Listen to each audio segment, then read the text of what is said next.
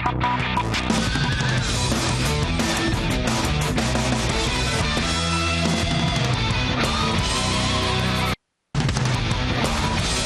Pratt, Executive Director of Gun Owners of America. Larry, are you a married man? I am indeed, very happily for several decades. Did you get a Valentine's Day card from your wife? I did not, but you know, it's only fair, Glenn, because I didn't send one either. You are living a dream marriage where you haven't given into that evil hallmark. Okay, here's the we're on strike. here's the thing, Larry. The H.R. 45, I was just checking during the break, and it was started because some guy came onto a bus, tried to shoot a girl, a teenager came in and tried to save the girl and was shot. And that's why this is being furthered. In my world, by the way, I don't know where you live, but I don't think you can carry a gun in Chicago. And in my world, everybody on the bus could have a gun, so you could shoot the guy with the gun trying to shoot the girl instead of having a teenager go in front. Wouldn't that do more for us instead of trying to regulate all the passengers that weren't breaking the law? Not only can you not have a handgun on a bus in Chicago, you can't have a handgun. So there was a bunch of laws being broken by that attacker, and clearly this scheme that Representative Rush has put forth isn't going to improve that situation one bit. You know, I find it kind of curious the credentials that Representative Rush brings to the table for this gun control proposal.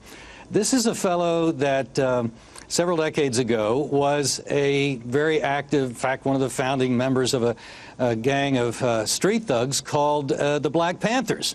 And he barely escaped being present where some of his buddies got nailed in a shootout with Chicago police. He subsequently served some 5 months on illegal weapons charges. Maybe that's his credential for this bill. Now, hang on just a second. It's good to hear that somebody in politics actually served time. Most of them don't. Yeah. But this was preemptive. We need to get Black Panther while he was in the drug and the gun charges, then he probably wouldn't serve time. You're right on that. Okay, well, let me make full circle at the begin. From the beginning of the show, we talked about what's so wrong with socialism, and they're talking about nationalizing the banks. When the banks have control of all of your financial information, and they say who can get a loan and who can't, they control your life.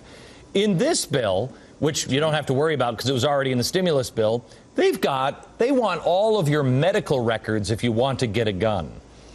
This is what concerns me. The government is going to control all medical information and all financial information. Without a gun, how do you stay free?